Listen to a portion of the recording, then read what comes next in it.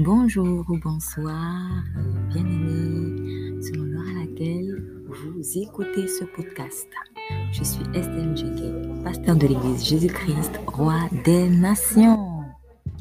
Discernement des esprits, voix du Saint-Esprit ou voix de l'expérience. Lorsque nous avons un grand nombre d'années devant nous avec le Seigneur, on a parfois tendance à s'appuyer sur ce que nous savons. Et je parle même aussi des personnes qui ne connaissent pas forcément le Seigneur, mais qui ont peut-être déjà un certain âge, qui ont vécu beaucoup de choses et qui s'appuient sur leur expérience en fait pour essayer de donner des conseils a priori de sagesse. Mais vous savez, Job, il a vécu une histoire similaire avec des personnes, des amis, des proches qui le conseillaient sur la base de leurs propres expériences. Le problème est que chacun de ces conseils était faux, complètement faux. Alors, mes amis, lorsque le Saint-Esprit rentre dans nos vies, nous devons exercer notre âme plus à obéir au Saint-Esprit qu'à nous appuyer sur les expériences passées. Non pas que l'expérience soit une mauvaise chose en soi, mais l'expérience à elle seule ne permet pas d'acquérir la maturité en Jésus-Christ. À cela, il faut ajouter une obéissance continuelle au Saint-Esprit de Dieu. Alors, je reprends la question. Voix de l'expérience ou voix du Saint-Esprit, à vous de choisir, mais je vous conseille de choisir celle du Saint-Esprit. N'oubliez pas, il vous aime énormément.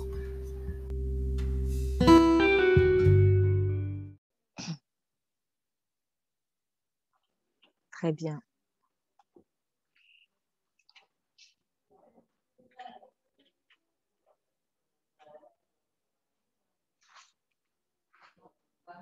Nous avons lu ce matin un proverbe. C'était le proverbe 7. C'était le proverbe 7. Mon fils, garde mes paroles et conserve au-dedans de toi mes commandements. Observe mes commandements et tu vivras. Garde mon enseignement comme la prunelle de tes yeux. Lis-les à tes doigts, écris-les sur la table de ton cœur. Dis à la sagesse, tu es ma sœur. Et appelle la prudence ton amie, afin qu'elle te préserve de la femme étrangère et de la femme d'autrui, qui se sert de paroles flatteuses. Amen. Parmi les dons du Saint-Esprit, il y a un don dont beaucoup parlent et malheureusement à tort et à travers parce que certaines personnes confondent cela avec le jugement. Je veux parler du don du discernement des esprits. Donc, le discerner quelque chose, c'est quoi? Quand on dit discerner quelque chose, c'est vraiment pouvoir apprécier si telle chose vient de Dieu ou ne vient pas de Dieu. C'est apprécier si telle chose vient de Dieu ou ne vient pas de Dieu. Et c'est un don qui est très, très, très, très important parce que nous savons que le diable se déguise en ange de lumière. Il se déguise en ange de lumière et pour venir tromper la vigilance des enfants de Dieu. Le don du discernement est très important pour celui qui veut vraiment marcher pieusement. Pourquoi? Parce qu'on a récemment parlé de la naïveté. Nous avons vu vraiment la dernière fois que la naïveté égale ignorance. Et celui qui est naïf, en général, souvent malheureusement aussi, il ne cherche pas aussi à comprendre des choses. Donc, il voit quelque chose qui paraît, par exemple, tout beau, tout frais, tout brillant. Et puis, la personne se lance comme ça. Mais celui qui veut vraiment marcher de façon pieuse, de façon consacrée, engagée à 100% avec le Seigneur, il ne peut pas omettre le don du discernement des esprits.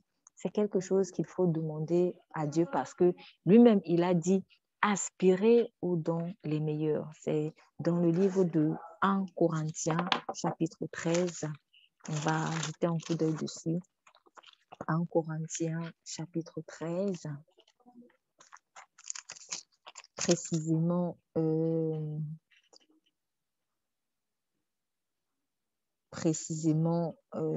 sommes, c'est plutôt 1 Corinthiens chapitre 14, autant pour moi. Bon, dans le chapitre 13, il parle de l'amour.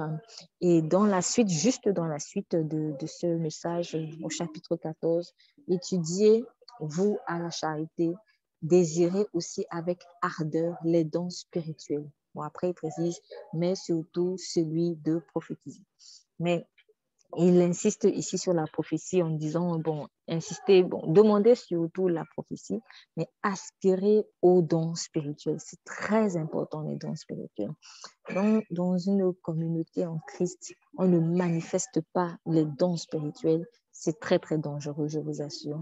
Mais parmi ces dons, j'aimerais vraiment parler du discernement parce qu'il est écrit que le discernement, la sagesse, elle s'assoit aussi sur le discernement. À quoi me sert le discernement des esprits? Tout simplement, comme je l'ai dit, à déterminer si par exemple, telle parole qui m'a été donnée vient du Saint-Esprit ou ne vient pas du Saint-Esprit. Parce que si vous voulez marcher dans la victoire, il faut marcher non selon la chair, mais selon l'Esprit. Il faut marcher non selon nos sentiments à nous, mais selon le Saint-Esprit. Donc, c'est l'Esprit de Dieu qui me fait vraiment marcher dans la victoire, qui me fait marcher dans la vérité. Donc, quand Dieu dit dans le chapitre 7 du Proverbe que dis à la sagesse, tu es ma sœur, et appelle la prudence ton ami, c'est tout simplement parce que dans le monde spirituel, Satan essaye d'affecter à chacun, mais alors à chacun, une sœur. Et cette sœur-là, c'est l'esprit de prostitution. C'est très, très, très, très important de comprendre ça. Beaucoup ignorent vraiment cette réalité spirituelle, mais sachez que quand vous venez dans le monde, l'ennemi, dans les différents plans qu'il a pour vous, il essaie de vous affecter en fait un esprit de possession qui est là comme une sœur. Qui est là comme une sœur. Et comment ça se manifeste, par exemple, cet esprit de prostitution? Cet esprit de prostitution, en fait, en tant que sœur, se manifeste par exemple, cette tendance à vouloir rester trop accroché à des gens, à trop coller les gens. Pourquoi? Parce qu'il y a quelque chose en vous ou sur vous, ou peu importe, en tout cas, il y a quelque chose déjà qui vous colle. Ça vous colle, mais vraiment comme une colle. Et c'est ça, en fait, l'esprit de prostitution. Quand elle vient, quand elle a mis vraiment sa tentacule sur toi, elle te colle. Tu vas à gauche, elle va à gauche. Tu vas à droite, elle va à droite. Tu montes, elle monte, tu descends. Elle ne te lâche pas. Elle ne te lâche pas. Et pour avoir, moi, personnellement, un peu vécu ce genre de choses, je me suis posé la question, j'ai demandé à Dieu, mais pourquoi en fait cet esprit il est collant comme ça? Et en fait, le Saint-Esprit m'a dit tout simplement parce que le diable parodie toujours Dieu. N'oublions pas que Dieu a dit qu'il sera toujours avec nous tous les jours jusqu'à la fin du monde. Donc, Jésus a dit, et moi je serai toujours avec vous. Satan entend ça et comme c'est un copieur parce qu'il ne crée rien, il passe son temps en fait à copier Dieu. Donc, il se dit, ah bon, si donc Dieu, son esprit va être fidèle avec les hommes, il faut que moi aussi je crée quelque chose qui va leur être entre guillemets fidèle. Mais en fait, ça va parodier la fidélité parce que ce n'est pas la fidélité, c'est du collage. C'est du collage. Donc, c'est quelque chose qui est là sur toi et qui ne veut pas te lâcher. Mais en fait, au lieu de te donner la paix, ça te suce plutôt le sang, permettez l'expression, parce que je pense ici au livre d'Ecclésiaste qui dit la sangsue n'a que deux filles, donne et donne. Quand il y a une sangsue, elle s'accroche à toi, elle te suce ton sang, elle te tire ton énergie, elle te lâche rien. Elle lâche rien, pardon, elle te lâche pas. Donc, c'est ça, cet esprit de prostitution qui est là comme une sœur. Donc, quand Dieu te dit, par exemple, dans le cas d'Abraham, quand il a dit, quitte ta famille, quitte ta patrie, quitte la maison de ton père et va dans un pays que je te montrerai. Abraham a embarqué l'autre dedans. Mais Dieu a dit, quitte ta famille, quitte ta patrie. Quitte ta famille, quitte ta patrie. Et comme il avait promis une descendance à Abraham, il fallait bien sûr que Sarah, sa femme, soit là. Parce que de toute façon, avec ta femme, tu fais une seule chair. Donc, c'est tout à fait normal que Sarah, sa femme, soit là. Mais Lot, il n'avait rien à faire là. Mais Abraham, par sentiment, il a embarqué Lot. Donc, en fait, c'est que dans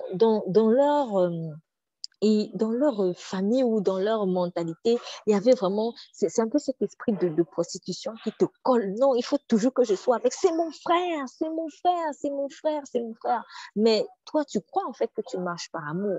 Mais en réalité, c'est la prostituée qui est en train de réclamer, de te dire, tu es mon frère. Tu es ma sœur, donc je ne te lâche pas.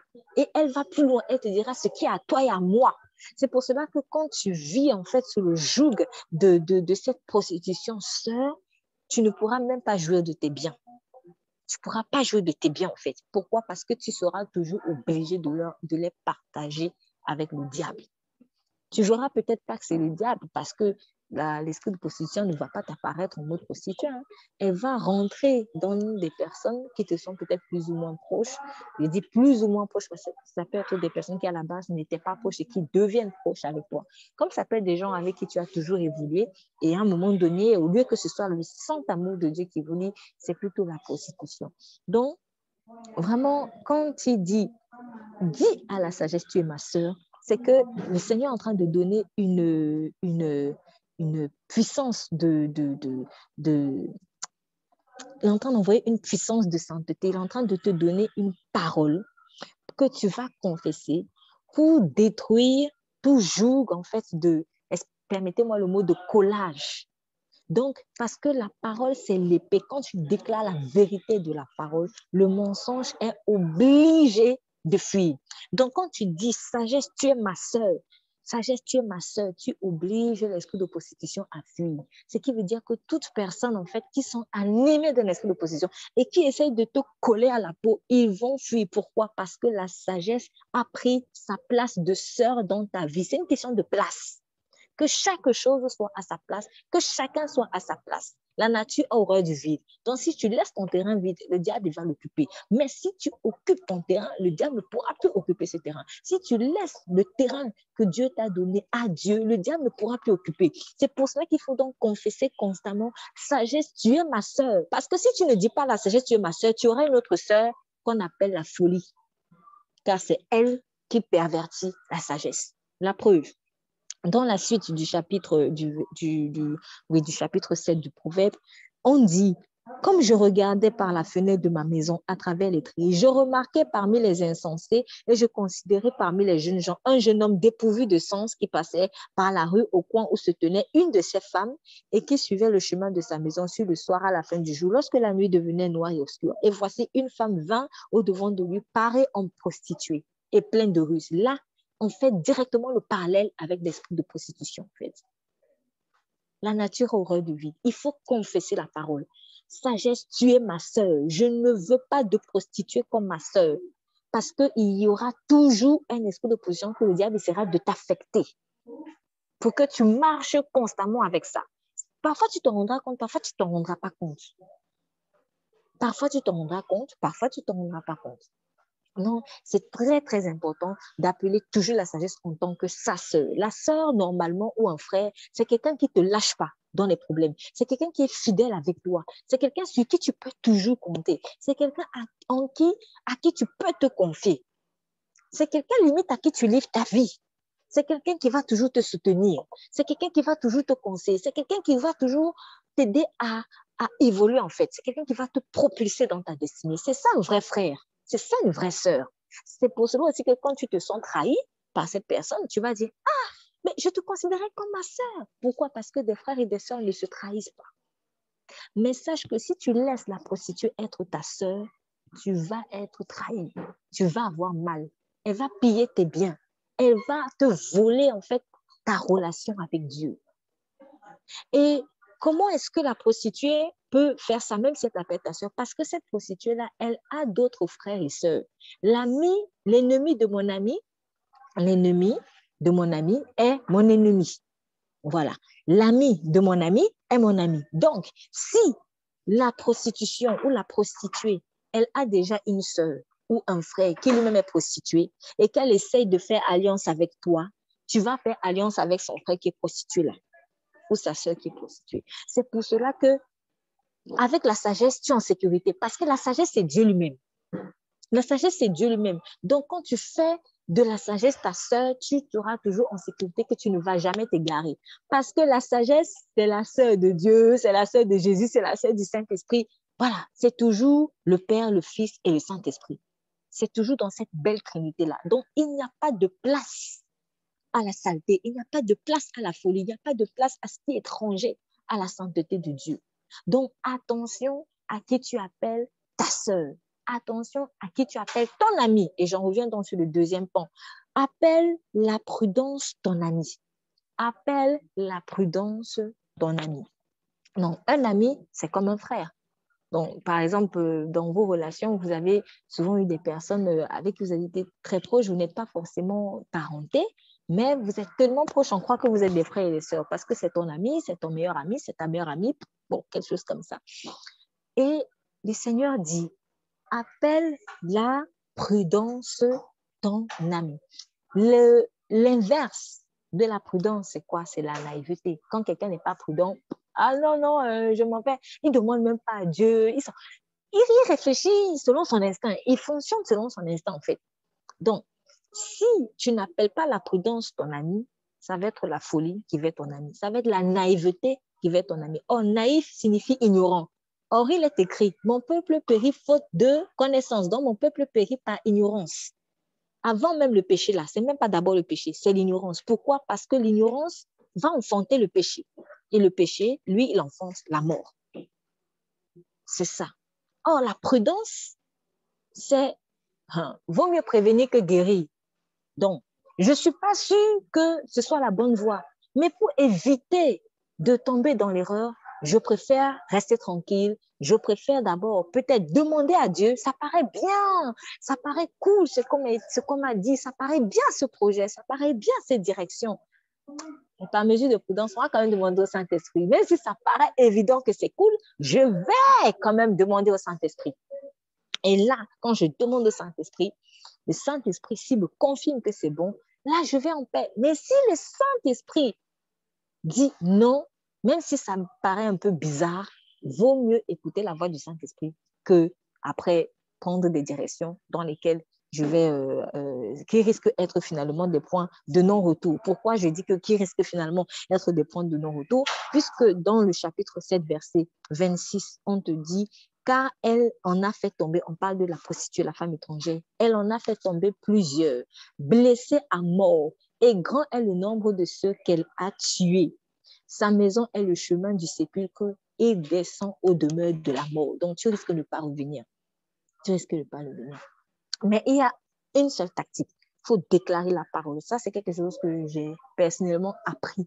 Parce que quand je lisais ce passage avant, honnêtement, je n'en voyais pas la profondeur. Je ne comprenais pas pourquoi il faut appeler. Bon, peut-être que c'est juste des symboles, mais je vous assure, la Bible c'est pas que des symboles, c'est pas que imagée. Elle est concrète, elle est claire.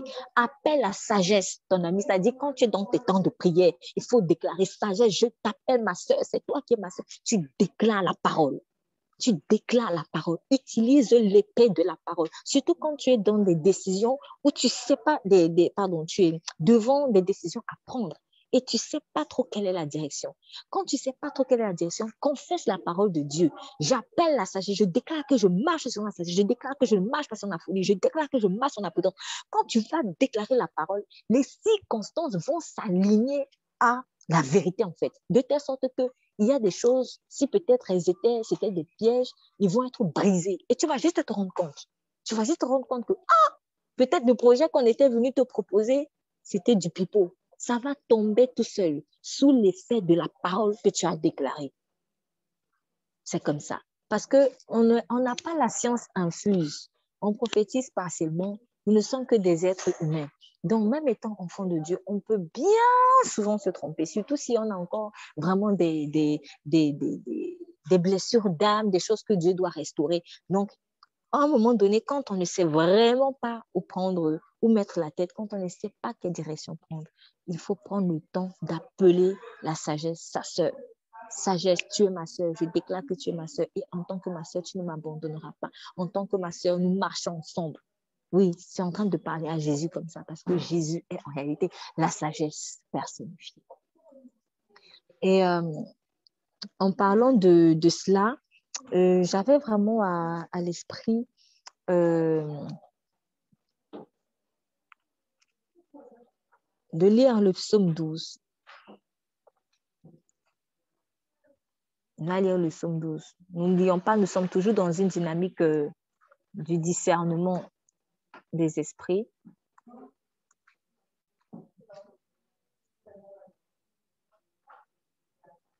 Discernement des esprits. Ô maître des chants, psaume de David, Tuchémi, délivre-nous, ô Éternel, car il n'y a plus d'hommes de bien. Les fidèles ont disparu d'entre les fils des hommes, ils se parlent faussement l'un à l'autre.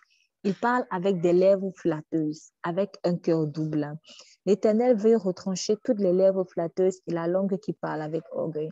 Ceux qui disent, nous aurons le dessus par nos langues, nos lèvres sont à nous, qui sera notre maître, à cause de l'oppression des misérables, à cause du gémissement des pauvres. Maintenant, dit l'Éternel, je me lèverai, je mettrai en sûreté celui qu'on insulte. Les paroles de l'Éternel sont des paroles pures. C'est un argent affiné au creuset, en terre fondue 7 fois. Toi, ô Éternel, tu les garderas, tu nous préserveras de cette race à jamais. Lorsque des gens abjects s'élèvent parmi les fils de l'homme, des hommes, les méchants se promènent de toutes parts. Bon, alors, David, le roi David dit que délivre-nous parce qu'il n'y a plus d'hommes de bien. Les fidèles ont disparu d'entre les fils des hommes. Ils se parlent faussément l'un à l'autre. Ils parlent avec des lèvres flatteuses, avec un cœur double. Regardons bien l'expression. Ils se parlent faussément l'un à l'autre. Donc, ce qui se disent, c'est faux. En apparence, ça paraît bien, mais c'est faux. En fait, quand David a dit ça, on sent quelqu'un qui était à plusieurs reprises piégé. C'est-à-dire, des gens sont venus devant lui. Ah, David, mon frère, est-ce que vraiment ceci, Dieu, peut-être même que Dieu m'a dit que, etc., etc., etc. Et David, surtout quand vous êtes en détresse, vous savez, quand vous êtes quelqu'un qui a beaucoup subi de rejet, c'est très, très facile d'ouvrir les bras à des personnes qui semblent vous manifester de l'amour, qui semblent vous manifester de l'affection. Parce qu'à un moment donné, vous devenez un peu, vraiment, jusqu'à ce que le Saint-Esprit vous restaure, vous devenez un peu des mendiants d'amour. J'appelle ça comme ça, des mendiants d'amour, des mendiants d'affection. Donc, dès que quelqu'un semble un peu vous manifester de l'affection, oh, sans discernement, vous courez dans ses bras. Donc, David a sûrement vu, il a sûrement été confronté à des gens comme ça. Et il s'est rendu compte que, mais il s'est fait arnaquer, il s'est fait piéger. Et c'est pour ça qu'il dit, ils se parlent faussément l'un à l'autre. Ils parlent avec des lèvres flatteuses. Donc, on revoit le proverbe 7 lorsque il dit dans le verset 5, donc, afin qu'elle te préserve, donc la sagesse et la prudence, qu'elle te préserve de la femme étrangère, de la femme d'autrui qui se sert de paroles flatteuses. Qui se sert de paroles flatteuses. Quand on te flatte, parfois tu vas penser que c'est de l'amour, mais si tu n'as pas le discernement, tu ne vas pas détecter ici l'esprit de la prostitution. Tu ne vas pas réaliser que ce n'est pas Dieu qui est en train de te parler, mais c'est le diable qui est en train de te parler. Et je rappelle encore, le diable ne vient pas forcément avec des cornes. Je ne sais pas pourquoi le Seigneur insiste une fois de plus sur ce message, mais c'est qu'il y a vraiment des choses à entendre. En fait, il faut qu'on soit vigilant en ce moment. Le diable ne vient pas avec des cornes forcément. Donc, il viendra avec des paroles mielleuses, avec des paroles flatteuses. Et moi, personnellement, j'ai remarqué que quand il vient en mode flatterie, il le fait avec des personnes qui soit ont besoin peut-être d'amour et c'est que telle personne est en crise affective, soit ça peut être de grands serviteurs de Dieu, vraiment des personnes qui ont une vie consacrée avec Dieu. Et ces personnes-là, si tu fais un faux pas, elles vont vite te détecter en fait. Du coup, il faut qu'ils viennent à la douce. Il faut qu'ils viennent en amis. Il faut qu'ils viennent en partenariat. Te propose des partenariats. Il va même te parler de Dieu. Il va te dire, oui, vraiment, Dieu ceci, Dieu cela. Bon, il va mettre l'ingrédient de Dieu comme si c'est suffisant, en fait, pour, pour, pour dire oui. Mais ce n'est pas suffisant. Ce n'est pas parce que quelqu'un dit Dieu dans le projet que c'est forcément de Dieu, en fait, ce qu'il est en train de te proposer. Donc, il y a toujours ce point commun-là avec la prostitution sœur. C'est la flatterie. Elle aime te flatter. Elle aime titiller ton orgueil. Elle aime, voilà, comme le corbeau et le renard dans la fable de La Fontaine, le fable de La Fontaine, le corbeau et le renard. Donc, il a fallu que vraiment le renard titille, qui caresse dans le sens du poil le corbeau pour qu'il lâche son fromage. Donc, la prostitution, sœur, elle vient là pour que tu lâches ton fromage, pour que ce que tu as dans la bouche, que tu le sortes, pour que ce que Dieu t'a donné, tu l'exposes. Et après, on te happe. Et après, tu n'es plus rien. C'est ça.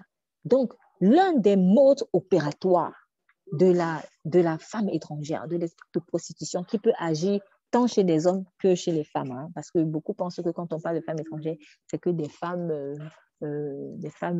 animées d'un esprit de prostitution. Non, un homme peut être animé de l'esprit de femme étrangère. Bon, c'est un esprit. Ce n'est pas une personne en tant que telle, c'est un esprit, mais qui rentre dans les cœurs des gens. Et après, ces personnes commencent à agir d'une manière pas cool avec vous. Donc, son mode opératoire, l'un de ses modes opératoires principaux, c'est la flatterie. C'est la flatterie. C'est pour ça que David dit, il se parle faussément, il parle avec des lèvres flatteuses. Le flatteur, par rapport à la différence entre la flatterie et l'éloge sainte, c'est quoi? C'est que dans une éloge sainte, quand on te fait une éloge sainte, c'est vraiment, ça vient vraiment du Saint-Esprit, tout simplement. C'est ici Dieu qui a envie de t'encourager. C'est Dieu qui a envie de t'encourager. Et ici, on te fait une éloge, mais sur la base de la vérité. Donc, si quelqu'un, par exemple, est un grand bosseur, je vais le reconnaître. Je dis, ah, franchement, tu es un grand bosseur. Tu travailles beaucoup, tu travailles bien. Continue comme ça, c'est très bien, etc. Donc, je ne suis pas en train de mentir. Je ne suis pas en train de mentir. Deuxièmement, je le fais d'une façon sincère parce que je ne cherche pas l'intérêt derrière. Je ne cherche pas ce qui me renvoie forcément l'appareil.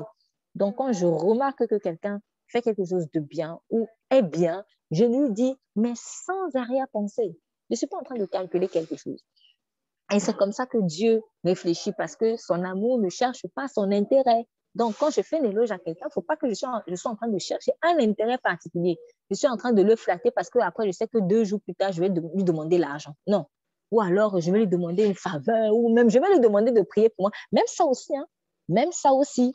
Donc, ne croyez pas que le fait qu'on vienne demander de prier, que quelqu'un vienne vous demander de prier, c'est forcément animé du Saint-Esprit. Parce qu'il peut arriver qu'à ce moment-là, cette personne, Dieu est en train de lui mettre dans une situation où la personne doit chercher la face de Dieu à elle seule et non plus compter sur les hommes. Mais comme elle ne veut pas le faire dans la presse, elle veut seulement compter sur les gens. Donc, attention, même ce n'est pas parce que ça paraît spirituel que ça vient forcément du Saint-Esprit. Ce n'est pas parce que ça paraît spirituel que ça vient forcément du Saint-Esprit. Parce que dans le monde spirituel, il y a les esprits bons et il y a les esprits mauvais. Voilà. En tout cas, il y a le Saint-Esprit et il y a les esprits mauvais. Quand je parlais de choses bonnes, je veux par exemple parler des anges aussi. Les anges, c'est bien. Mais il n'y a pas que des anges. Il y a des esprits de ténèbres. Donc, ce n'est pas parce que ça paraît spirituel. Ah, un esprit m'a parlé. Oui, mais quel esprit?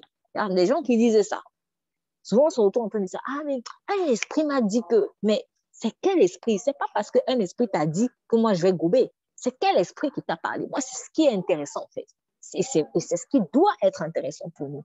Ce n'est pas juste un j'ai entendu ou j'ai reçu que... Oui, mais tu as reçu de qui? C'est ça qui est intéressant.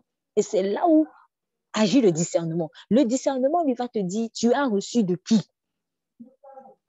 Même quand on dit, j'ai eu cette pensée, mais tu as eu la pensée de qui? Voilà comment on va parler le discernement. Donc, quand ton interlocuteur, il va t'écouter, j'ai reçu que lui, la première question dans sa tête, ça vient de Dieu?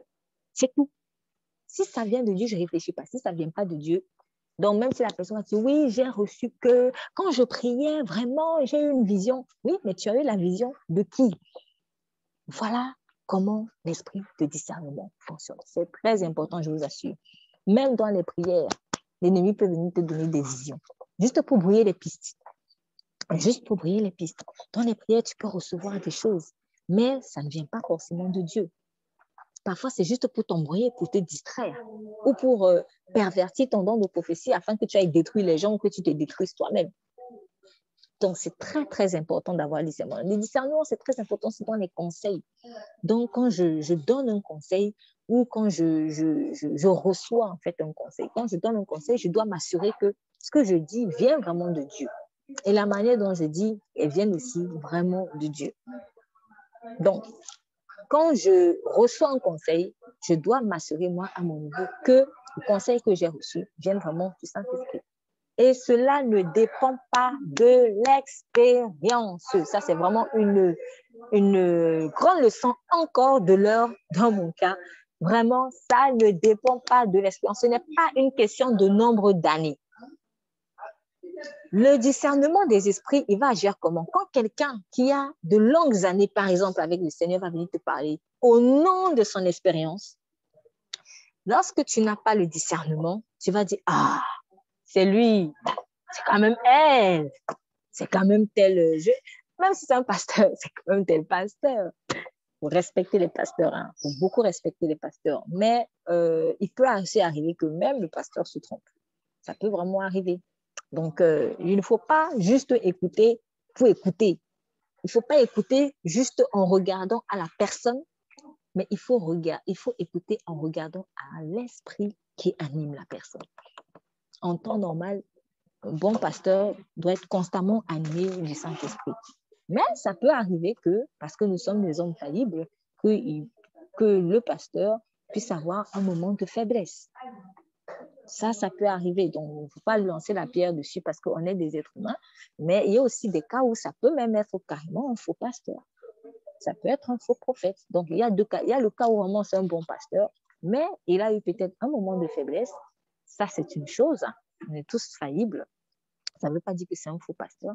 Mais il y a maintenant aussi le cas du faux pasteur qui vraiment passe pour le pasteur, mais en fait, il ne l'est pas. Ou alors, il ne l'est plus. Excusez-moi de dire ça comme ça. Ce n'est pas que le Seigneur se repent de ses dons, mais il y a des pasteurs qui rétrogradent. Donc, il a commencé avec Dieu. Après, maintenant, il ne sert plus Dieu. On a vu le cas de Saül. Saül était comme un pasteur pour Israël. Il était comme un pasteur pour Israël. Il a bien commencé, mais il a mal terminé. Bon, quand Saül avait déjà rétrogradé, je pense que ces conseils, il fallait réfléchir 100 000 fois avant de les mettre en pratique. Parce qu'il n'était plus conduit par le Saint-Esprit. Il n'était plus conduit par le Saint-Esprit. Donc, c'est pour ça que le discernement est très, très important. Le discernement va me permettre de ne pas tomber dans le piège, par exemple, de la personne qui paraît plus expérimentée parce qu'elle a un moment de faiblesse, ou alors de la personne qui paraît expérimentée, mais elle ne marche pas avec Dieu, ou la personne qui paraît expérimentée, mais ne marche plus avec Dieu. Donc, c'est très, très, très important. Ce passage sur le nombre d'années, nous le voyons dans le livre de Job. On va ouvrir dans le livre de Job. Nous allons dans le fameux livre de Job, là où un des amis de Job, bon, je ne sais pas si c'était vraiment son ami, mais en tout cas, il est venu également lui donner des conseils et il s'appelle Élihu. Il s'appelle Élihu.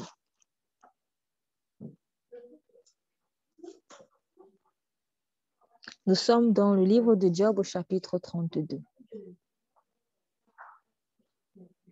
Job, chapitre 32, je demande la lecture, s'il vous plaît, du verset 1 au verset 9.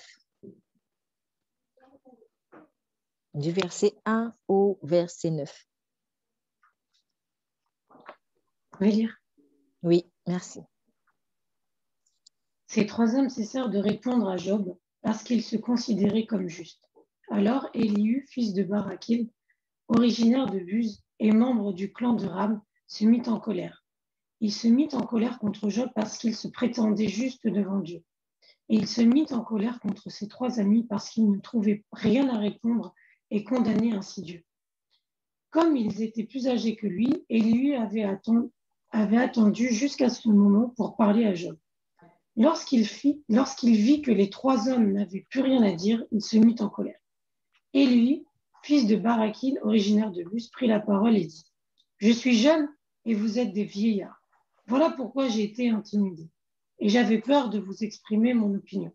Je me disais, l'expérience parlera. Le grand nombre d'années fera connaître la sagesse.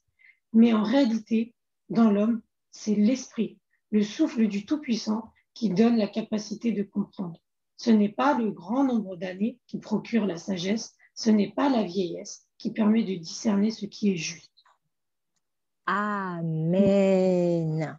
J'aime bien cette version dont on vient de faire la lecture qui permet de discerner ce qui est juste. Parce que dans la version, par exemple, que j'ai sous les yeux, c'est de comprendre ce qui est juste. Donc, vraiment, merci Saint-Esprit, parce que cette version permet encore de mettre en lumière le discernement. Donc, il est en train de dire tout simplement que le discernement, ça ne vient pas seulement avec la vieillesse. Ce n'est pas une question de j'ai marché longtemps avec Dieu, ou alors que même pour celui qui n'a pas forcément marché avec Dieu, je suis un vieux, hein, j'ai des cheveux blancs, donc tu sais, j'ai beaucoup vécu. Vous allez entendre ce genre de choses. Mon fils, j'ai beaucoup vécu, donc tu ne peux pas m'apprendre quoi que ce soit. Tu ne peux pas m'apprendre grand-chose. Tu sais, je suis née avant toi. Des choses comme ça. C'est-à-dire, cette tendance à vouloir mettre sur le piédestal le nombre d'années. Oh, petite sœur, petit frère. Même, je vous assure, même derrière souvent ces expressions, il y a, mais c'est caché, un mépris en fait subtil. Ah, ça c'est mon petit frère, ça c'est ma petite sœur. Mais en fait, il t'appelle comme ça parce que dans sa tête, il cherche à te dominer, consciemment ou inconsciemment. Pourquoi? Parce qu'il y a une mauvaise tendance dans le monde à croire que parce que je suis née avant, je connais ce qui est juste. Mais ce n'est pas le cas. Sinon, Dieu n'aurait pas forcément choisi Jacob à la place d'Ésaü. Ésaü est né avant, peut-être quelques secondes plus tard, mais quelques secondes avant, mais il est né avant. Ésaü avait eu le droit d'aînesse. Mais quand Ésaü a chuté, Dieu l'a donné à Jacob. Non, si Dieu devait mettre sur le piédestal le droit d'aînesse, il aurait dit non, non, non, non. Et pourtant, Isaac, c'est l'erreur qu'il a faite, lui. Isaac, lui, il a vu Ésaü, il s'est dit non, c'est le premier, je mise tout sur lui. Mais avant même que Ésaü ne chute, quand ils étaient déjà dans le sein de leur mère, Dieu avait déjà choisi Jacob. Pourquoi? Parce qu'il a dit à leur maman, Rebecca, l'aîné sera soumis au cadet. Dieu avait déjà choisi, en fait, Jacob pour poursuivre son plan qu'il avait commencé depuis en Abraham. Donc, ce n'est pas seulement une question de aîné ou pas aîné, c'est vraiment pas ça. C'est une question de est-ce que tu marches selon le Saint-Esprit? Parce que si je focalise sur s'il a plus d'expérience, elle a plus d'expérience, ou moi j'ai plus d'expérience, ou j'ai plus d'expérience, tu vas chuter. La preuve, les amis de Job, ils ont voulu utiliser leur expérience pour essayer de le consoler. Mais sur tout, de A à Z, ils l'ont dérouté. Ils ont plutôt mis la condamnation sur lui, au nom de l'expérience. Mais ce sont des choses qu'ils ont appris. Quand on lit un peu les tout premiers chapitres, ils diront, oui, tu sais, on m'a toujours appris ceci. Job, on m'a toujours appris. J'ai beaucoup vécu et tout. Et donc, comme moi, j'ai beaucoup vécu, comme moi, j'ai beaucoup vu, moi, je dis que c'est que tu es dans cette situation parce que tu as péché. Mais c'est faux. Et remarquez maintenant, quand Élie, qu'on aurait considéré le plus petit, il arrive, il dit, dans le chapitre 33, il explique à Job ce qui se passe. Et il dit, on va lire à partir du verset, nous sommes dans le chapitre 33, nous allons commencer à partir du verset 12. Verset 12 jusqu'au verset 33. Job chapitre 33, verset 12 jusqu'au verset 33. Merci pour la lecture.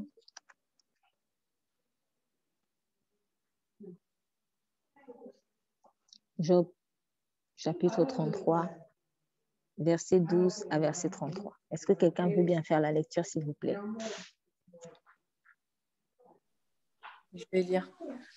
Je te répondrai qu'en cela tu n'as pas raison, car Dieu est plus grand que l'homme.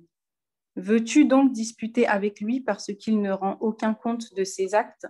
Dieu parle cependant tantôt d'une manière, tantôt d'une autre, et l'on n'y prend point garde.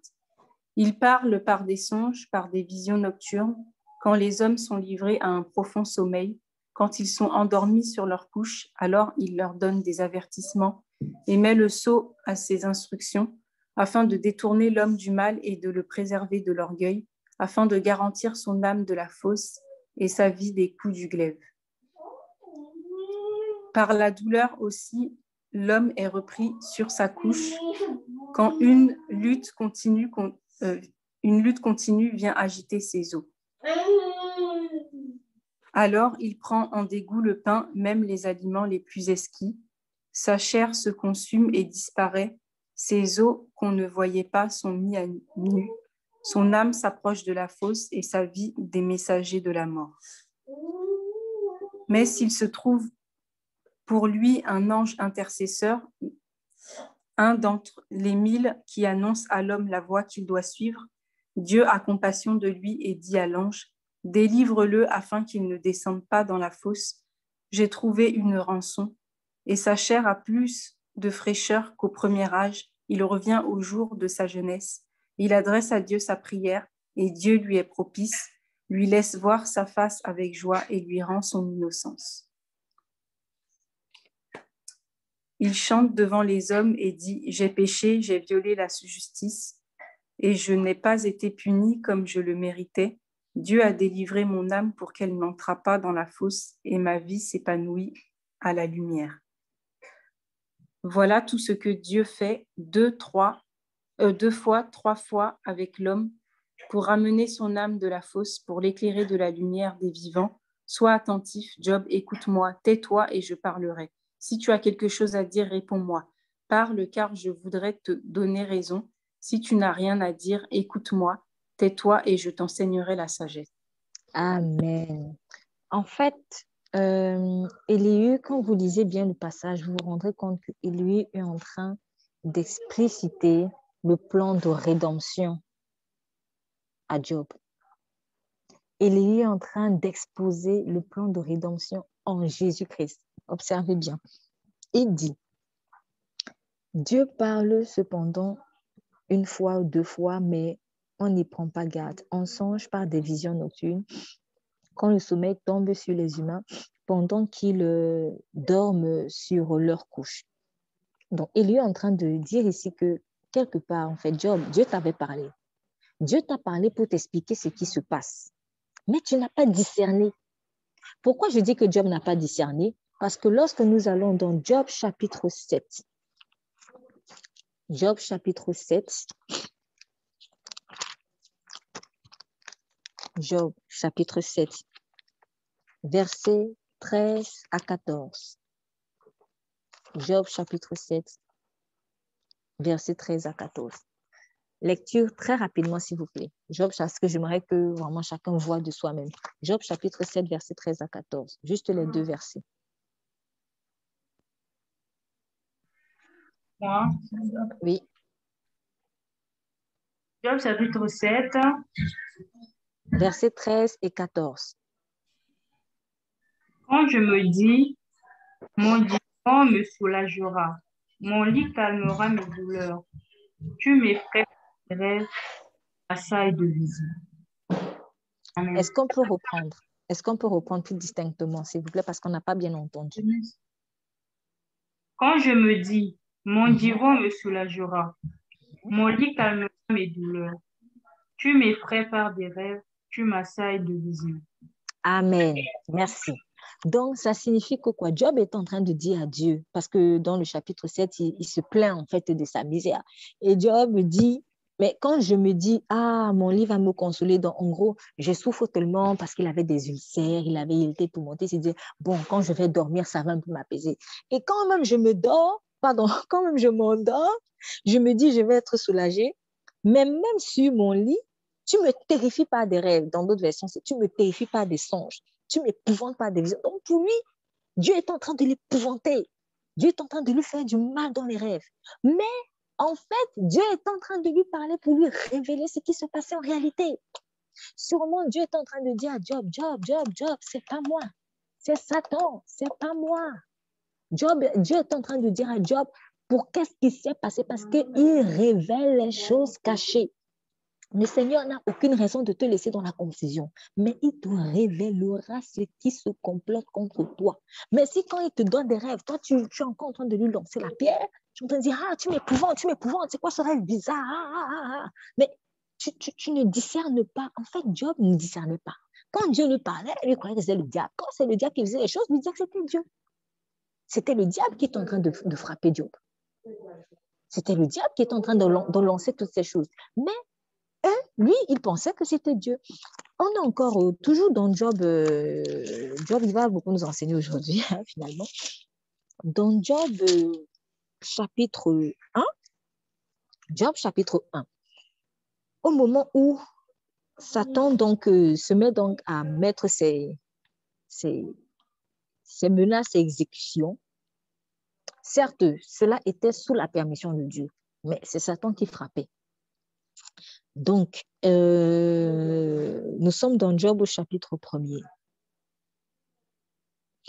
À partir du verset 16, un des serviteurs de Job vient lui parler et dit, il est écrit, verset 16, cet homme parlait encore lorsqu'un autre vint et dit, le feu de Dieu est tombé du ciel et il a brûlé les brebis et les serviteurs et les a consumés.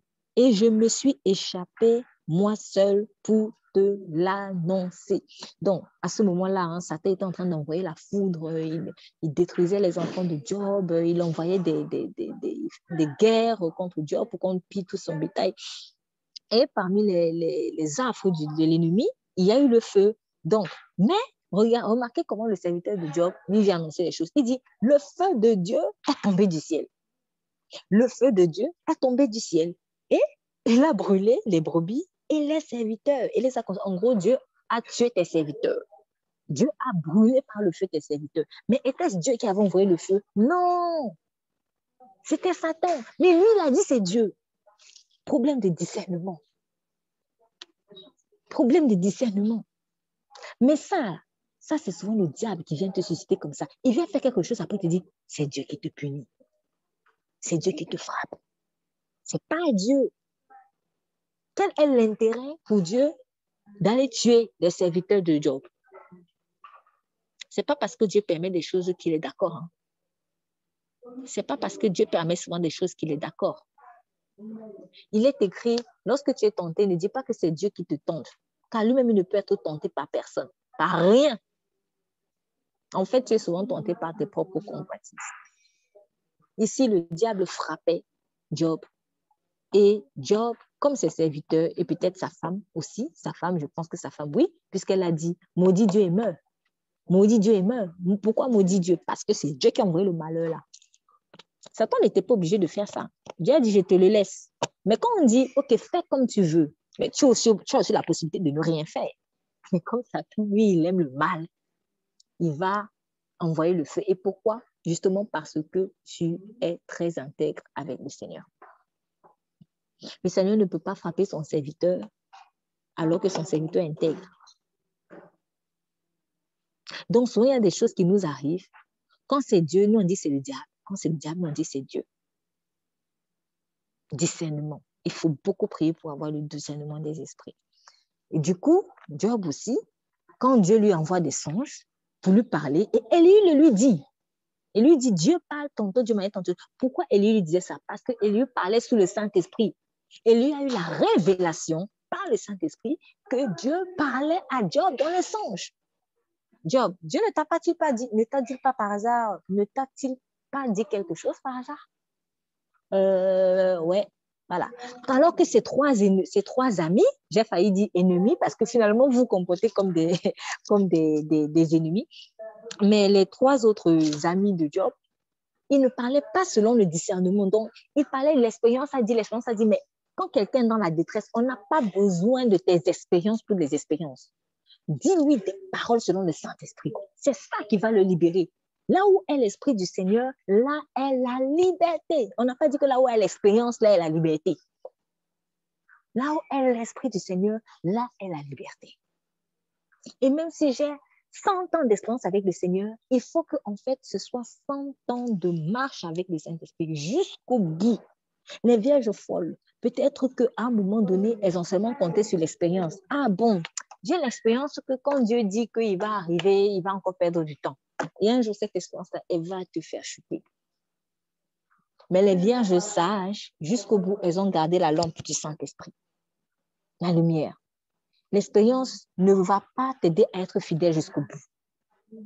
Mais le Saint-Esprit, il t'aidera à être fidèle jusqu'au bout.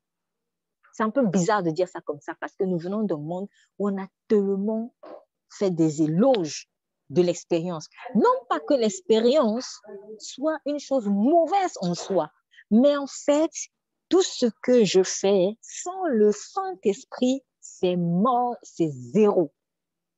La Bible que j'ai, si je la lis sans la lumière du Saint-Esprit, ça n'apportera que la mort. Je vais détruire au lieu de construire la vie des gens.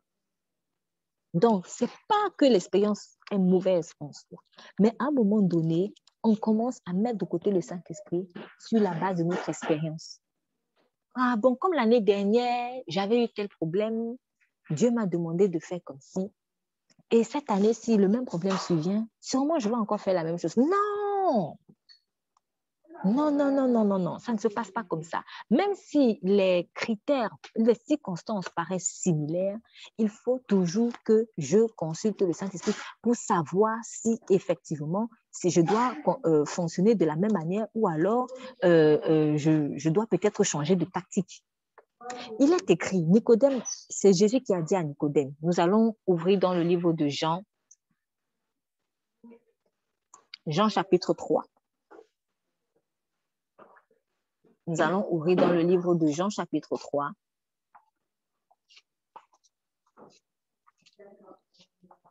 Nous allons ouvrir dans le livre de Jean chapitre 3. Nous allons ouvrir dans le livre de Jean.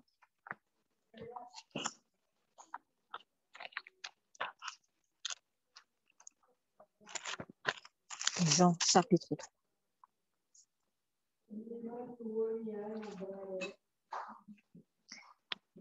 C'est Nicodème qui parle au Seigneur Jésus-Christ et qui reconnaît vraiment que ce que fait le Seigneur Jésus, ça ne peut pas venir d'un homme, ça vient de Dieu. Donc il dit, il y avait un homme entre les pharisiens, il est écrit, nommé Nicodème, l'un des principaux juifs. Cet homme vint de nuit trouver Jésus et lui dit, Maître, nous savons que tu es un docteur venu de la part de Dieu, car personne ne peut faire ces miracles que tu fais si Dieu n'est avec lui.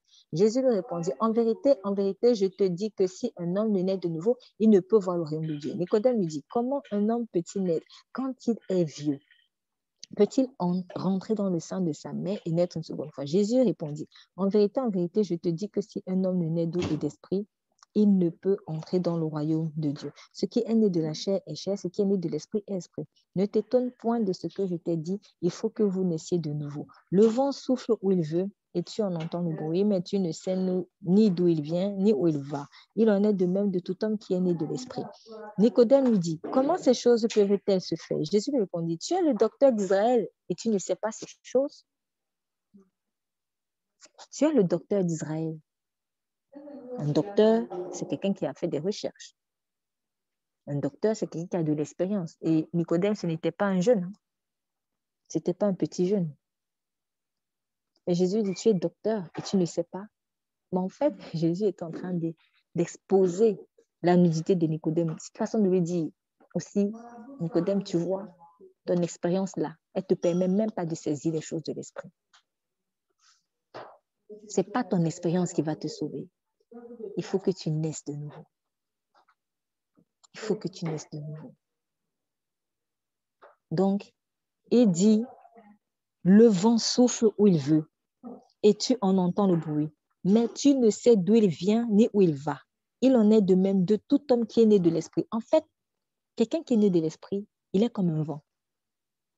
Tu l'entends souffler, mais tu ne sais ni d'où il vient, ni où il va. Tu ne peux pas le maîtriser. Pouvez-vous saisir le vent avec votre main? Non, c'est impossible. Mais tu en entends le bruit. Tu sens sa puissance. Tu sens sa puissance. Tu sens bien la puissance du vent, mais tu ne peux jamais saisir le vent. C'est la même chose avec le même qui nous de l'esprit, parce que c'est comme ça que fonctionne le Saint-Esprit. Donc, tu ne peux pas dire, non, comme l'année dernière, on avait fait comme si, cette année-ci, on va aussi faire comme si. Non, non, non, non, non, non. C'est comme le vent. Le Saint-Esprit, c'est comme le vent. L'année dernière, tu avais utilisé telle méthode. Cette année-ci, la même circonstance revient. Mais demande au Saint-Esprit si c'est la même méthode que tu dois utiliser. Ou s'il y en a une autre. Parce que si tu commences à dire, moi, j'ai toujours fait comme si, moi, j'ai toujours fait comme cela, je t'assure, tu es en train d'emprunter le chemin de la mort. Et c'est pour cela que le diable, en fait, il est forcément dans la mort. Et il sera toujours dans la mort. Pourquoi? Parce que le diable ne fonctionne qu'avec l'expérience, pas avec le Saint-Esprit. C'est pour cela qu'il veut nous mettre dans des carcans. Jeûne tous les jours à 2 heures. Quand tu es habitué à jeûner tous les jours à 2 heures, comme il a repéré que tu jeûnes tous les jours à 2 heures, maintenant à 2 heures, il va venir t'attaquer. Mais si tu conduis par le Saint-Esprit, le Saint-Esprit te dit, jeûne à 3 heures. Bon, cette fois-ci, jeûne à 4 heures. La prochaine fois, jeûne à 15 heures. Du coup, tu switches. Et c'est génial. Pourquoi? Tu surfes comme sur la vague. La vague ne t'atteint pas. Mais parce que tu es conduit par le Saint-Esprit, le diable, il ne peut pas détecter en fait tes mouvements qui sont figés. Le diable, lui, veut te figer pour pouvoir en fait t'imposer sa loi, pour pouvoir te dominer. Mais quand tu es conduit par le Saint-Esprit, fais ci, fais ça, va à gauche, va à droite. Qui te peut? Personne ne te peut. Personne ne te peut. Donc, vraiment, ne comptons pas le discernement des esprits. Il est intimement lié en fait à la marche avec le Saint-Esprit. Mais quelqu'un qui ne s'appuie que sur l'expérience, il ne peut plus discerner les esprits. Il ne peut plus. Il ne peut plus. La voix de l'expérience et la voix du Saint-Esprit ne sont pas forcément la même voix. Certes, le Saint-Esprit peut se servir de l'expérience, mais l'expérience ne se sert pas forcément du Saint-Esprit. C'est pour cela que vaut mieux marcher selon le Saint-Esprit. Je reprends. Le Saint-Esprit, certes, se sert souvent de l'expérience, mais l'expérience ne se sert pas forcément du Saint-Esprit. Et beaucoup de gens vont en enfer tous les jours parce qu'ils s'appuient plus sur la base de leur expérience. Ils écoutent la voix de l'expérience plutôt que la voix du Saint-Esprit. Je connais plus que toi. Tu ne peux pas m'apprendre Dieu. Je suis né avant toi. Je suis ta mère, c'est moi qui t'ai élevé. Je suis ton père, c'est moi qui t'ai appris. Quelqu'un un jour m'a même dit, c'est moi qui t'ai parlé de Jésus la première fois. Mais en fait, cette personne n'était même pas née de nouveau. Oui, c'est vrai, cette personne m'avait parlé vraiment de certaines choses de la foi pour la première fois que j'ai découvert. Mais elle-même, elle n'était pas née de nouveau. Et du coup, quand moi, j'ai rencontré vraiment le Seigneur Jésus et que j'ai commencé à lui parler en fait de mon témoignage, ah non, tu peux rien me dire, c'est moi qui t'ai parlé avant. Et c'est comme ça qu'on reste dans la mort. Et j'en ai vu beaucoup qui sont morts juste sur cette base-là. Ah non, c'est moi la grand-mère, toi tu es le petit-fils. Tu ne peux pas m'apprendre la voie de l'expérience. Mais une expérience sans le Saint-Esprit, à quoi elle sert? À rien. Car là où est l'Esprit du Seigneur, là est la liberté. Ce n'est pas l'expérience qui donne la liberté, c'est le Saint-Esprit qui donne la liberté. Donc, Jésus est en train de rappeler à Nicodème, Nicodème, ce n'est pas l'expérience. Ce n'est pas l'expérience. La preuve, je te parle des choses d'esprit, toi tu me dis, va encore rentrer dans le ventre de ta mère. Tu ne comprends rien en fait. Tu ne comprends rien. Mais donc, tout le doctorat là, toute l'expérience là, si c'est pour en arriver là, tu vois donc que Nicodème met l'expérience de côté. Oublie, meurt et naît de nouveau. De l'esprit. Naît de l'esprit. Parce que l'expérience, en fait, sur laquelle tu t'appuies, c'est la chair. C'est la chair. Donc, on va aussi voir l'exemple d'une personne. Nous sommes dans 1 Samuel.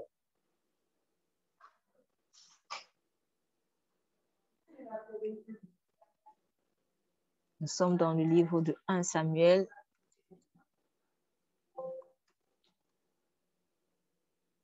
Chapitre 23. 1 Samuel, chapitre 23. Alors, je vais lire. On va dire à David, voici les Philistins ont attaqué Kélia et ils pillent les airs. David consulta l'Éternel en disant, « Irai-je et battrai-je ces Philistins ?» Et l'Éternel lui répondit, « Va, tu battras les Philistins et tu délivreras Kélia. » Mais les gens de David lui dirent, « Voici, nous ne sommes pas sans crainte ici, même en Juda. Que sera-ce si nous allons à Kélia contre les troupes des Philistins? » David consulta encore l'Éternel. Et l'Éternel lui dit, « Lève-toi, descends à Kélia, car je livre les Philistins entre tes mains. » David alla donc avec ses gens à Kélia, et il se battit contre les Philistins. Il emmena leur bétail et leur fit éprouver une grande défaite. Ainsi, David délivra les habitants de Kélia. Il y a plein d'autres passages où vous allez voir que lorsqu'il y avait une guerre, David alla toujours consulter l'Éternel. Il y a une guerre avec les Philistins, il consulte. Il y a une guerre 2 ans plus tard avec des Philistins encore, David consulte encore Dieu. Il y a une guerre 5 ans plus tard avec des Philistins, il consulte encore Dieu. Mais les gens qui s'appuient sur l'expérience, en 2015, il y a une guerre avec les Philistins, ils consultent Dieu, c'est bon. En 2017, il y a encore une guerre avec les Philistins. Non, comme la dernière fois, Dieu avait dit que on fonctionne comme ça. Non, je sais comment on va faire. Il ne consulte pas. Et après, il se prend des claques. David, à chaque fois, consultait l'Éternel. Ce n'est pas la voix de l'expérience qui parlait en fait dans le cœur de David, c'était la voix du Saint-Esprit. Consulte toujours l'Éternel, cesse de compter sur ta propre sagesse. Ce n'est même pas de la sagesse, c'est de la folie. C'est de la folie. L'expérience, ça ne fait pas la sagesse. Et parfois même, en fait, dans cette expérience-là, il y a l'expérience que j'ai adoptée chez quelqu'un d'autre. Donc, c'est-à-dire, on m'a toujours appris ça. On m'a toujours fait ceci. Mon frère m'a toujours dit, mon grand frère m'a toujours dit que, ma mère m'a toujours dit ceci. Mon père m'a toujours dit cela. Mon prof m'a toujours dit cela. Parfois, c'est bon.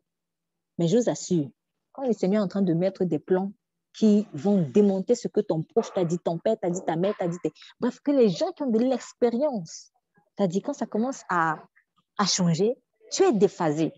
Et tu te dis, non, comme mon père m'a toujours dit ça, bon, sauf que si au moins peut-être ton père était à ce moment-là conduit par le Saint-Esprit, c'est une chose, ça c'est bon.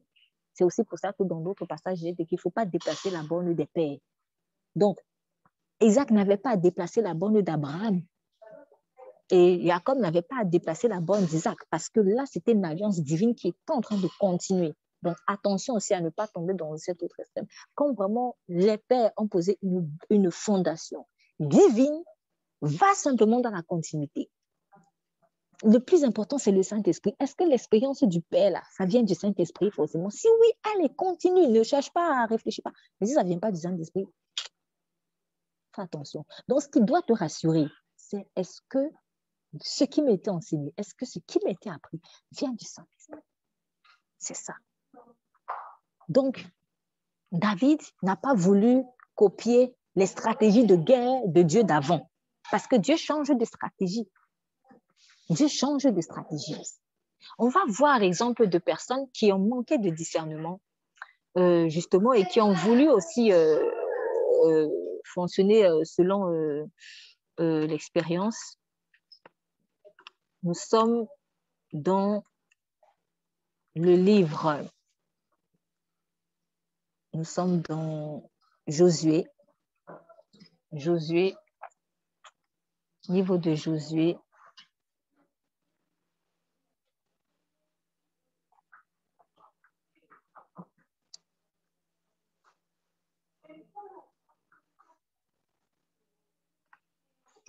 Donnez-moi juste un instant.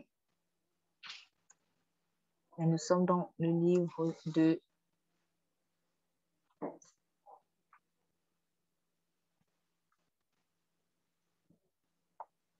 Josué chapitre 7.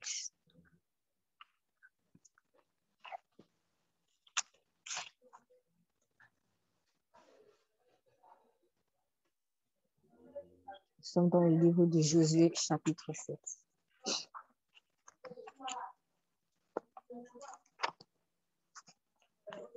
Josué chapitre 7. On peut lire en parallèle avec le chapitre 8, mais nous allons commencer par le chapitre 7 pour comprendre. Donc, chapitre 7, cependant, les enfants d'Israël commirent un grand péché au sujet de l'interdit. Akan, fils de Carmi, fils de Zabdi, fils de Zérak, de la tribu de Juda, prit de l'interdit, et la colère de l'Éternel s'enflamma contre les enfants d'Israël. Josué envoya de Jéricho des hommes vers Haï, qui est près de Beth-Aven, à l'orient de Bethel, et leur parla en disant: montez et explorez le pays. Ces hommes montèrent donc et explorèrent Haï. Puis il revint vers Josué et lui dit: que tout le peuple n'y monte point, et qu'environ 2 ou 3 000 hommes y montent, et ils battront Haï. Ne fatigue pas là tout le peuple, car ils sont peu nombreux. Environ 3 000 hommes du peuple y montèrent donc, mais ils s'enfuient devant les gens d'Haï. Et les gens d'Haï en tuèrent environ 36 hommes, et les poursuivirent depuis la porte jusqu'à Shebarim. Ils les battirent à la descente, et le cœur du peuple se fondit et devint comme de l'eau.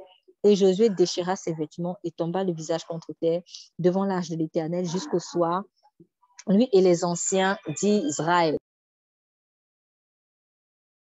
Alors, on voit que ici, nous sommes toujours dans le contexte de la conquête. Nous sommes dans le contexte de la conquête de Canaan. Et Josué donc avait l'habitude de livrer des guerres. Et il y a une ville qui se présente à eux, qu'on appelle Haï. Haï, c'était une petite ville. Donc, Josué on demande d'aller explorer la ville d'Haï. Comme d'habitude, on va un peu faire l'espionnage. Et arrivé là-bas, les espions d'Israël disent: non, c'est une petite ville, t'inquiète pas, ça va aller, ne fatigue pas le peuple. Haï, c'est une petite ville, ils sont très peu nombreux. 2 000 à 3 000 personnes, ça suffira. Et voilà comment ils vont, effectivement, Josué envoie 3 000 personnes pour aller conquérir Haï. Mais quand vous lisez le passage, vous ne voyez nulle part dans la conquête d'Haï où l'Éternel a été consulté. Nulle part. Pourtant, Haï, c'était une petite ville. Hein. C'était une toute petite ville, donc une ville qui, a priori, serait facile à conquérir. Nulle part, ils ont consulté l'Éternel.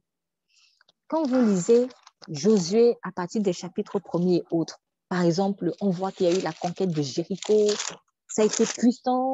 Ensuite, il y a eu d'autres conquêtes d'autres prises de territoire. En fait, Israël avait déjà l'expérience de la guerre. Ils étaient aguerris.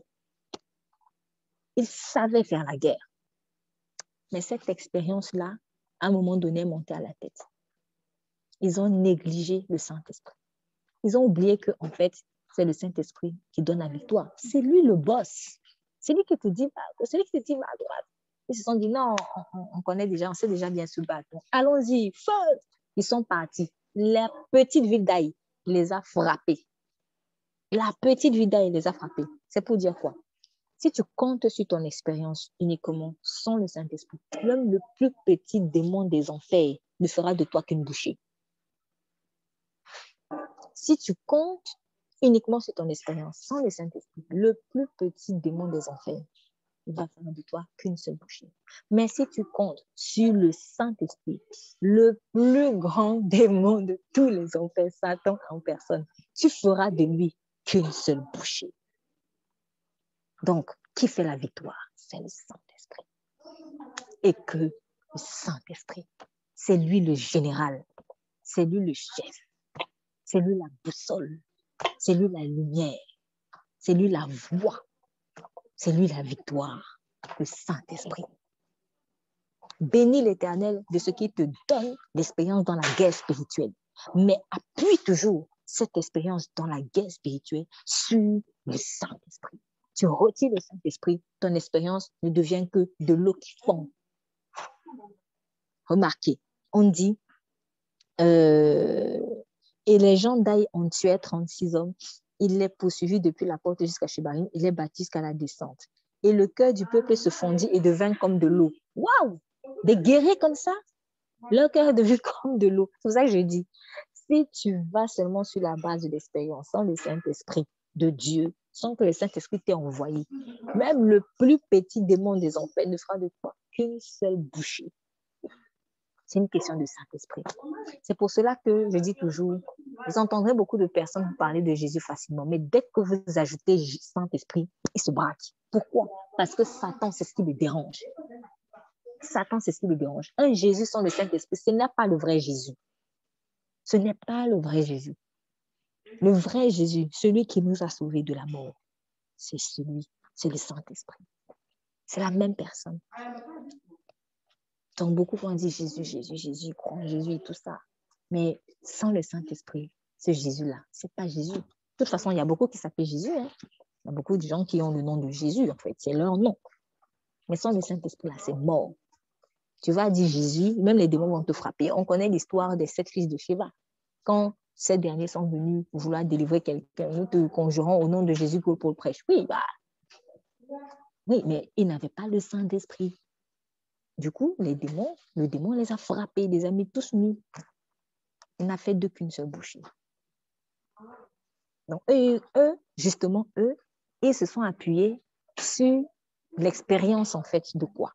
Nous allons regarder l'histoire de cette fille de Sheba parce que quelque part aussi, il y a une question d'expérience. Donc, nous allons dans le livre d'Actes.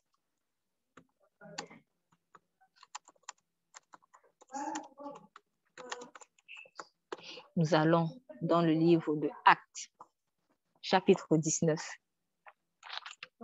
Actes, chapitre 19.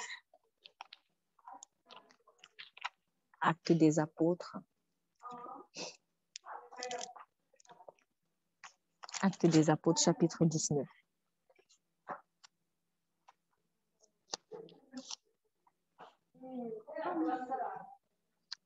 Je demande la lecture, s'il vous plaît, à partir du verset 13 jusqu'au verset 17. Je vais lire. Merci. Quelques exorcistes juifs ambulants essayèrent de prononcer le nom du Seigneur Jésus sur ceux qui avaient des esprits mauvais. Ils disaient, « Nous vous conjurons par le Jésus que Paul prêche. » Ceux qui faisaient cela étaient 7 fils de Sheba, un juif chef des prêtres. L'esprit mauvais leur répondit, « Je connais Jésus, je sais qui est Paul, mais vous, qui êtes-vous » Alors l'homme qui avait l'esprit mauvais en lui se jeta sur eux, les maîtrisa tous et les maltraita de telle sorte qu'ils s'enfuirent de cette maison nus et blessés. Cela fut connu de tous les habitants d'Éphèse, juifs et non-juifs. La crainte s'empara de tous et on célébrait la grandeur du nom du Seigneur Jésus. Amen. Amen. Donc, voilà des exorcistes juifs. Donc, les exorcistes, ce sont des gens qui prétendent chasser des démons. Et quand on dit exorciste, ça signifie que c'était vraiment, je ne sais pas si je peux dire que c'était leur métier, mais ils en faisaient profession. Donc, c'était des gens qui avaient l'habitude de faire ça. Ils avaient leur expérience à eux de l'exorcisme. Je préfère dire leur expérience à eux parce que vraiment, je ne sais pas si vraiment les démons sortaient. Mais en tout cas, ils avaient cette expérience-là, en fait, dans l'exorcisme. Et ils couraient de lieu en lieu. Ils essayaient d'invoquer le nom du Seigneur Jésus sur ceux qui étaient possédés des esprits. Alors, moi, je me pose la question de savoir, vous êtes des exorcistes, en tout cas, vous dites que vous êtes des exorcistes, donc vous dites que vous chassez des démons. Mais maintenant, quelqu'un, il vient chasser des démons autrement, en invoquant un nom. Et vous aussi, vous allez copier. Ça signifie que votre méthode, là, vous n'y avez pas foi, en fait. C'est-à-dire que vous ne faites pas confiance en votre méthode. Parce que si tu fais quelque chose et que tu dis que ça marche si bien et tout, et que tu séduis des gens comme ça, quelqu'un ne peut pas venir avec une autre méthode et dire, bon, alors on va copier celle-là. Ça signifie qu'il y a un problème avec la tienne. Il y a un problème avec la tienne. Bon, peut-être quelqu'un me dira, non, peut-être qu'ils essayaient d'améliorer. Mais sachant qu'il n'y a qu'un seul libérateur qui est Christ Jésus, moi, je suis convaincue de ce que c'est parce que dans leurs exorcismes, ils ne voyaient pas des résultats probants. Ils ne voyaient pas de résultats probants.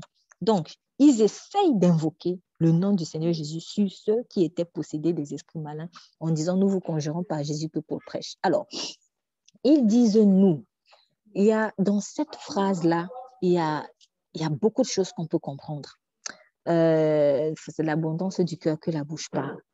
Donc, on dit, nous vous conjurons par Jésus que Paul prêche. Quand ils disent déjà nous, Ça signifie que eux, ils se disaient peut-être que comme ils sont 7, puisqu'on dit verset 14, ceux qui faisaient cela étaient 7 fils de Séva, juifs, l'un des principaux sacrificateurs. Donc, ils étaient 7. Nous vous conjurons. Donc, ils se disent, bon, comme on va être plusieurs là, l'union fait la force. On connaît bien cette expression. L'union fait la force. Oui, l'union fait la force. Si c'est une union sans le Saint-Esprit, c'est mort. Ça ne sert à rien. C'est pour ça qu'il est écrit 10 000 tombent à ma gauche, 1000 tombent à ma droite. Moi, je ne serai pas atteint. David dit encore, Seigneur, je suis entouré de taureaux de bassin.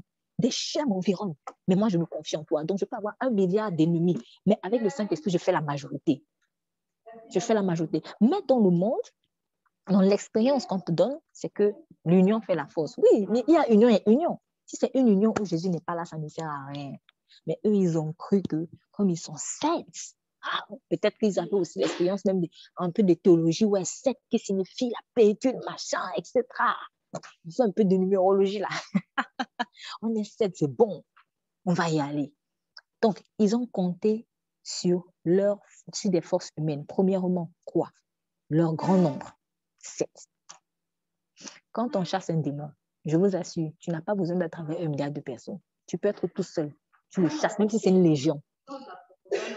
Même si c'est une légion, tu es seul, tu chasses. Et je ne parle pas juste parce que pour dire, mais je parle du vécu. Donc vraiment, oui, tu as la possibilité. En mon nom, ils chasseront les démons. Il n'a pas dit qu'il faut seulement que tu fasses 1 milliard de personnes. Si le Seigneur te fait la grâce que vous soyez à plusieurs, ok. Mais si il ne permet pas que tu sois avec plusieurs, tu es seul, vas-y. Et tu vas le chasser parce que ce n'est pas la puissance des Saint-Esprit. C'est le Saint-Esprit qui chasse, toi, tu n'es qu'un instrument. Mais eux, ils ont compté sur la voie de leur expérience. Pardon. On a une expérience qui fait que nous, on a toujours l'habitude d'être seuls, d'être ensemble. Donc, on va toujours faire comme ça. Mais qui a dit que c'est le Saint-Esprit qui a voulu que vous soyez à 7? Peut-être que parmi les 7 là, il y en avait qui n'étaient pas pour. Et quand il y a quelqu'un dont le cœur est bizarre, franchement, mieux vaut me mettre à l'écart et faire l'œuvre de Dieu. Donc, ils ont compté sur leur grand nombre. Deuxièmement, ils ont compté, quel est l'autre point, l'autre force humaine sur laquelle ils ont compté? Sur leur religion. Pourquoi? Parce qu'on dit c'était des exorcistes juifs. C'était des exorcistes juifs. Donc, oui, nous les juifs, c'est nous qui avons reçu l'alliance. Ah oui, c'est le peuple béni. Oui, c'est vrai. Le salut vient des juifs. Jésus lui-même l'a dit. Mais sans le Saint-Esprit, même juif là, ça va en enfer. C'est ça.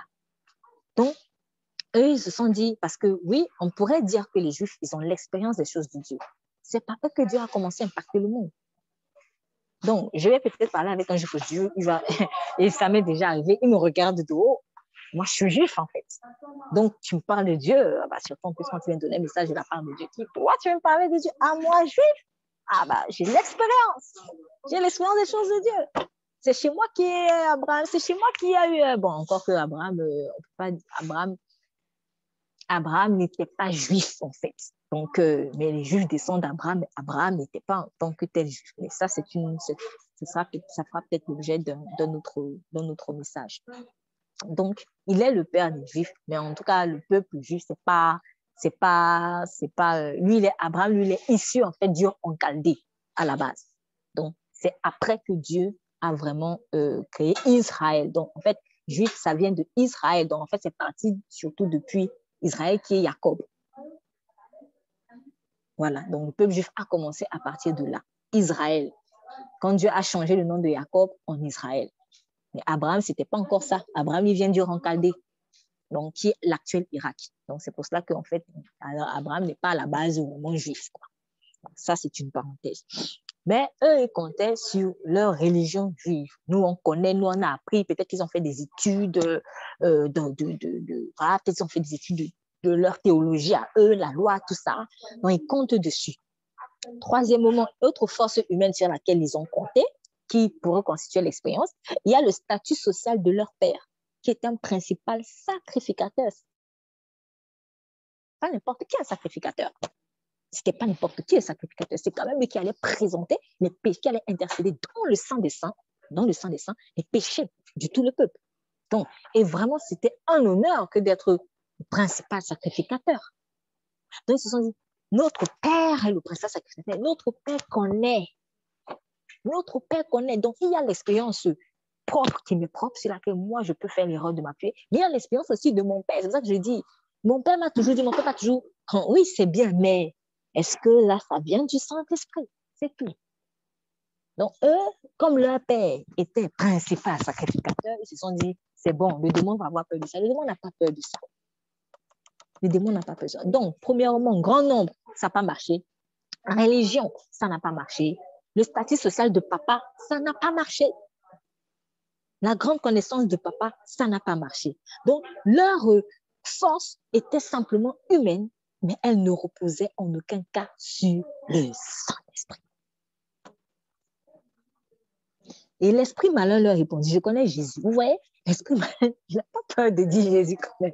Il n'a pas peur de dire Jésus. Mais si ces gens-là venaient au nom de Jésus par le Saint-Esprit, sérieusement, les démons n'auraient même pas eu peur de confesser le nom de Jésus. Les démons n'ont pas peur. Hein. Ils n'ont pas peur de dire Jésus. Quand il n'y a pas le Saint-Esprit dans l'air, là, bon, Jésus, c'est un nom comme ça. Il n'a pas peur. Il dit, je connais, mais il dit quand même, je connais Jésus. Je connais Jésus et je sais qui est Paul. Donc, vous voyez, les démons aussi en train aussi d'exposer sa part d'expérience. Ils ont de l'expérience. Ils ont de l'expérience dans les attaques, en tout cas. Mais je connais Jésus et je connais Paul. Le diable a l'expérience, même dans les choses de Dieu. En tout cas, il a l'expérience dans la parole de Dieu, mais sans le Saint-Esprit. Donc, c'est juste pour dire que si mon expérience sur la parole, je ne m'appuie que sur ça, ça ne sert à rien. Même le diable connaît la parole. Mais il n'a pas le Saint-Esprit. C'est pour ça qu'il fait mal. Donc, il dit, je connais Jésus et je connais Paul. Mais vous, qui êtes-vous? Qui êtes-vous? Vous voyez, peut-être dans leur tête, ils venaient en mode, nous, on est les 7 fils de Séva. Nous, on est des Juifs. Nous, on est des exorcistes. Nous, on est les fils du principal sacrificateur. Sheva, quand même, tu ne connais pas Sheva? Sheva, là, c'est zéro dans le monde spirituel. On ne connaît pas Sheva. Paul, il n'était pas Sheva. Hein. Paul n'était pas le principal sacrificateur, mais les démons le connaissaient. Parce qu'il avait bien été chassé par Paul bien des fois dans le monde spirituel. Si tu veux être connu, marche par le Saint-Esprit. De toute façon, tu n'as même pas besoin de chercher à être connu, en fait. Tu n'as pas besoin de chercher à être connu. Mais quand tu vas marcher par le Saint-Esprit, obligatoirement, tu vas être connu. Parce que tu vas chasser les ténèbres partout où tu passes. C'est ça. Les démons ne connaissaient pas Sheva. En tout cas, Sheva ne le dérangeait pas. Mais Paul le dérangeait. Jésus le dérangeait. Dans la mesure où Jésus s'appuyait sur Paul, dans la mesure où Paul était caché en Jésus. Mais eux, vous qui êtes-vous? Donc, vous voyez, dans le monde, on va dire, moi, j'ai l'expérience de ceci. Moi, je suis docteur de cela. Moi, je suis juge de cela. Moi, j'ai fait la théologie ici. Mais quand le monde spirituel, quand c'est un problème réel, on va te dire, tu n'es rien. Ton expérience là, c'est rien. C'est rien. Donc, vraiment, j'ai envie de dire d'aller encore plus loin. C'est bizarre. C'est très, très bizarre et je trouve ça un peu malheureux. Remarquez, même le démon, il a discerné qu'ici, il n'y a rien. Si même les esprits méchants arrivent à vous discerner, arrivent à nous discerner, parce que quand tu as le Saint-Esprit, quand tu n'as pas le Saint-Esprit, dans le monde spirituel, on te discerne. On te discerne. À plus forte raison, nous, en tant qu'enfants de Dieu, devons-nous marcher dans le discernement. À plus forte raison. Quand quelqu'un vient ou quand il y a une situation, il faudrait vraiment que par le Saint-Esprit, tu puisses discerner. J'y vais ou j'y vais pas. Je fais ou je ne fais pas. Il ne faut pas que je cours après 1 milliard de conseils. Oui, c'est vrai, il faut aussi avoir des conseils. Mais même dans les conseils que je reçois, il faut vraiment que je sois sûre. Il faut que ça vienne probablement confirmer quelque chose que le Saint-Esprit m'a dit. Ou alors, si ça ne vient pas confirmer que je suis en conseil, le Seigneur va me parler après pour me rassurer. Après, je viens aussi dire, de toute façon, quand quelque chose te parle et que tu as l'habitude de marcher avec Dieu, ça va parler à ton cœur aussi. Il y a des témoignages intérieurs qui vont être forts. Il faut aussi avoir confiance en cela. Donc, ça va parler ton cœur. Il va se sentir vraiment touché. Ton esprit va être ému, en fait, quand le conseil, la parole vient vraiment de Dieu. Mais quand elle ne vient pas de Dieu, tu vas entendre des warnings si vraiment tu veux marcher pieusement. Donc, vraiment, bien aimés dans le Seigneur, puissions-nous avoir l'humilité à chaque fois, vraiment de demander au Saint-Esprit si vraiment la voie que nous empruntons, même si elle paraît bonne à nos yeux, ou alors même si elle paraît mauvaise, parce que ça peut être de l'autre simple, parfois quelque chose qui paraît mauvais, mais en fait c'est bon. Demandons au Saint-Esprit si vraiment ça vient de lui. Lorsque Élie a parlé, il a pris la parole, Élie, lorsqu'il a pris la parole vis-à-vis de Job, il a expliqué à Job, en fait, ce que Dieu était réellement en train de faire. Il a expliqué le plan de rédemption. Et tout cela n'avait rien à voir avec les discours soi-disant de sagesse des trois amis de Job. Et de Job lui-même y compris, parce que Job aussi se targuait de l'expérience. Il disait, je connais Dieu, mais en fait, tu ne connais pas.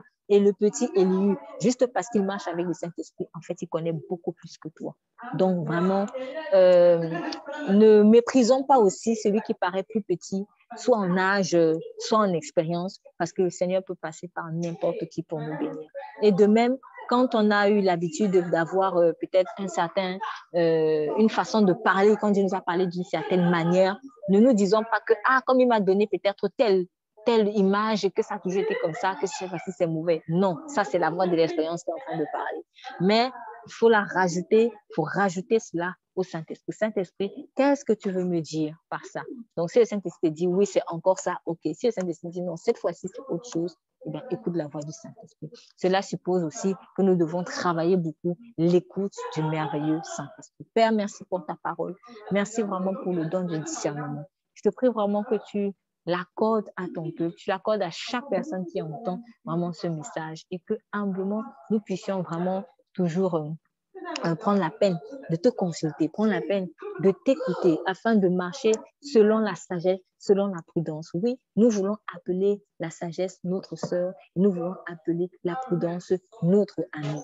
Je refuse donc d'écouter la voix, Seigneur, flatteuse, la voix étrangère qui ne correspond pas à celle de Dieu, parce que je t'aime et que je veux faire uniquement ta volonté et que ma vie est entre tes mains. Vraiment que toute la gloire te soit rendue. Dans le nom de Jésus-Christ, nous prions. Amen. Amen. Amen.